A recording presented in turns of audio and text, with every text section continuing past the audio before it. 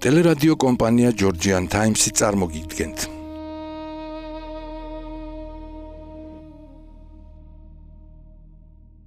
ეგვიპტური მითოლოგია, რა, მზის ღმერთი.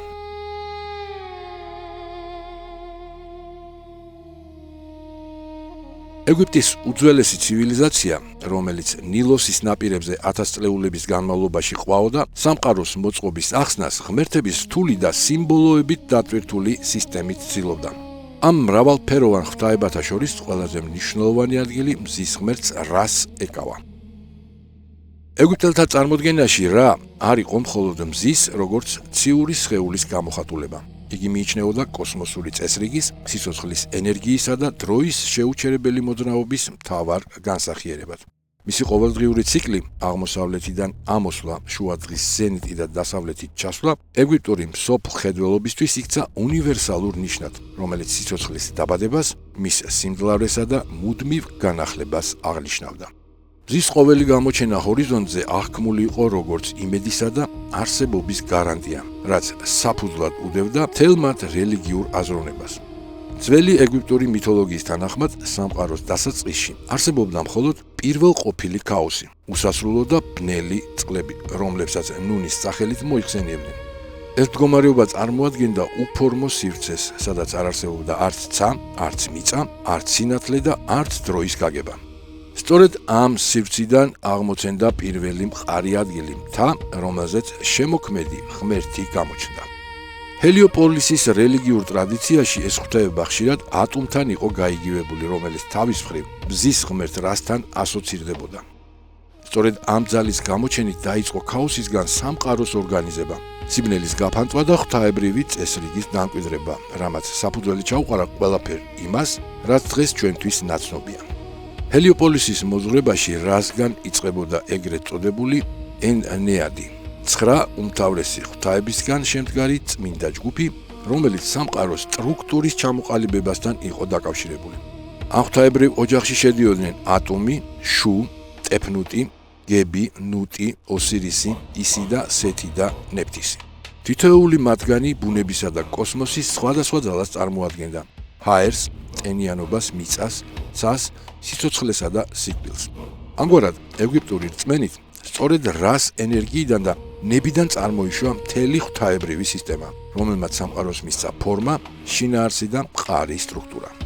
ეს იყო ერთგვარი გენეალოგიური ხე, სადაც მზის ღმერთი ყველაფრის სათავედ და მთავარ შემოქმედად გვევლინებოდა. რას განსაკუთრებული მნიშვნელობა ჰქონდა იმითაც, რომ იგი არა მხოლოდ სამყაროს არქიტექტორი, არამედ სიცოცხლის უშუალო წყაროდაც მიიჩნეოდა.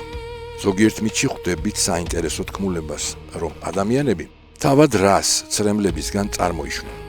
ეს სიმბოლური წარმოდგენა ხაზს უსვამდა იმას, რომ კაცობრიობა მჭიდროდ იყო დაკავშირებული მზის ნათელთან და მისი არსებობა პირდაპირ იყო დამოკიდებული კოსმოსურ ენერგიაზე. ასეთი ხედვა აჩვენებს, რომ ეგვიპტელებისთვის მზე არ იყო მხოლოდ უსურლო ციური სხეული, რომელიც ცაზე გადაადგილდება. იგი იყო სიცოცხლის სულიერი საფუძველი, რომლის გარეშეც დედამიწაზე ყოველგვარი მოძრაობა და სუნთქვა შეწყდებოდა.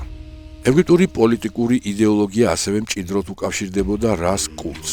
ფარაონები, ქვეყნის უპირველესი მმართველები, საკუთარ თავს ოფიციალურად რას შვილებად აცხადებდნენ. ისინი ამტკიცებდნენ, რომ მათი ძალაუფლება და მართვის უფლება სწორედ მზის ღმერთის ნებას ეფუძნებოდა. მეფე ამგვარად არ იყო მხოლოდ პოლიტიკური ლიდერი ან მხედართმთავარი, არამედ იგი წარმოადგენდა ღვთაებრივი წესრიგის, მაეტის მიწიერ გარანტს.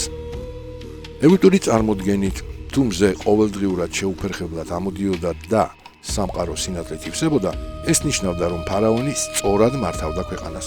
ღვთაებრივი წესრიგი კვლავ მოქმედებდა და სახელმწიფო ჰარმონიაში იმყოფებოდა. რას მნიშვნელობა განსაკუთრებით თვალსაჩინო ხდება მისი ყოველდღიური კოსმიური მოგზაურობის მითში, რომელიც ეგვიპტური რელიგიის ერთ-ერთ სარდენს წარმოადგენს. ეგვიპტელთა რწმენით, მზეცაში სპეციალური მზის ნავით გადაადგილდებოდა. ამ დროს იგი მთელს დედამიწას ანათებდა და სითბოს ავრცელებდა. თუმცა საღამოს, მზის ჩასვლის შემდეგ, იწყებოდა მეორე, უფრო იდუმალი და სახიფათო გზა. ამ დროს რა დასავლეთის ჰორიზონტს კვეთდა და ქვესკნელში, დუათში შედიოდა.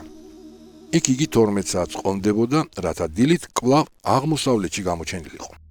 ქვესტნელში მოგზაურობა ეგვიპტური კოსმოლოგიის ყველაზე დრამატული და დაძაბული ნაწილია. დუაჩი მზის ღმერთს მუდმივად ემუქრებოდა მისი უდიდესი მტერი, გიგანტური გველი აპოფისი.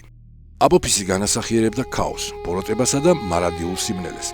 მისი ერთადერთი მიზანი მზის ნავის შეჩერება, რას განადგურება და სამყაროს კვლავ პირველ ყოფილ უკუნეთში ჩაძირვა იყო. ყოველღამეს სხვადასხვა ღვთაებები და მზის ნავის დამცველები რას გვერდით იდგნენ და აპოფისის წინააღმდეგ სასტიკ ბრძოლაში ებებოდნენ. ეგვიპტელებს წამდათ, რომ თუ ეს ბრძოლა ოდესმე წაგებული იქნებოდა, მზე აღარ ამოვიდოდა და არსებობა დასრულდებოდა. ამიტომ ყოველ დილით მზის ამოსვლა მათთვის მხოლოდ ბუნებრივი მოვლენა კი არა, კოსმიური მასშტაბის გამარჯვება იყო, სინათლის ტრიუმფი სიბნელეზე და წესრიგის გამარჯვება ქაოსზე. რას ძალის კიდევ ერთი უმნიშვნელოვანესი სიმბოლო იყო რას თვალი. ეს კონცეფცია აღიქმებოდა მზის ენერგიის დამოუკიდებელ და ხშირად მრისხანე გამოვლინებად. მითებში რას თვალი ხშირად ქალღმერთის სახით ჩნდება, როგორიც არის მაგალითად ჰათორი ან სეხმეტი. იგი წარმოადგენდა დამცავ ან დამსჯელ ძალას, რომელიც უზენაესი ღმერთის ნებას ასრულებდა. თუ ადამიანები გადაუხვევდნენ ზნეობრივ გზას ან დაარღვევდნენ ღვთაებრივ წესრიგს, რას თვალი მათ წინააღმდეგ იწყებდა მოქმედებას.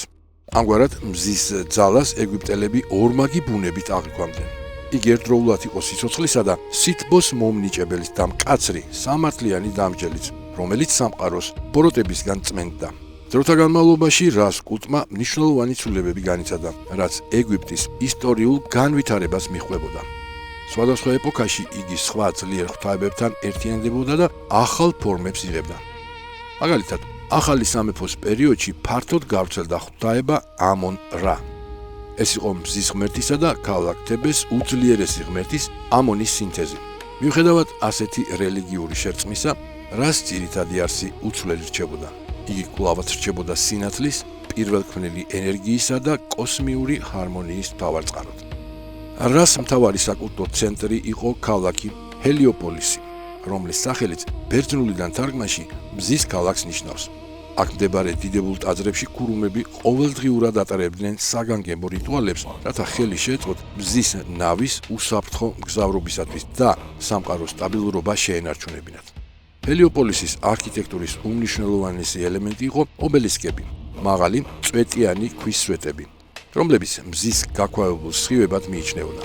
ცისკენ მიმართული ეს მონუმენტები გამოხატავდნენ იდეას, რომ მიწიერი სამყარო მუდმივ კავშირშია მზეციურ ძალასთან და რომ მზე არის ის ღერძი, რომლის გარშემო ტრიალებს სიცოცხლე. რას გამოსახულება ეგვიპტურ ხელოვნებაში საკმაოდ მრავალფეროვანი და სიმბოლური იყო. ყველაზე გავრცელებულ ვერსიაში იგი გამოსახული იყო ადამიანის სხეულით და ქორის თავით, რომელსაც ზემოდან მზის დისკო ამშვენებდა. ამ დისკოს ხშირად გარს ერტყმოდა წმინდა გველი, ურეუსი, რაც ერთდროულად ციურ დიდებასა და სამეფო ძალაუფლებას გამოხატავდა.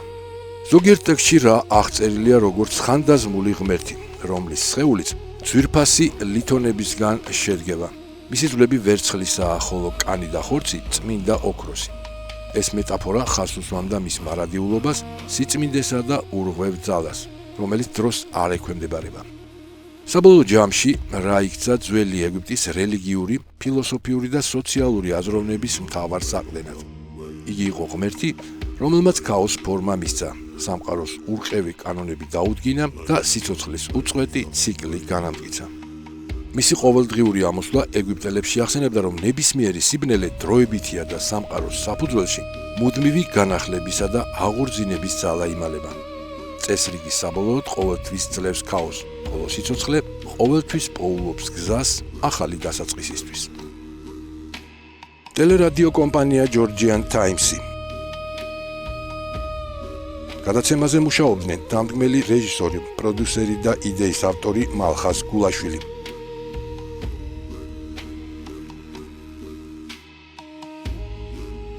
მონტაჟისა და ხმის რეჟისორი გაგა გოგოჭური.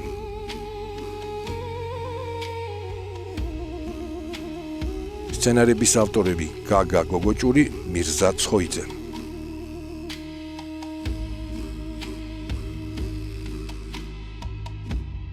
გახმოვანება დავით ხვადაგიანი.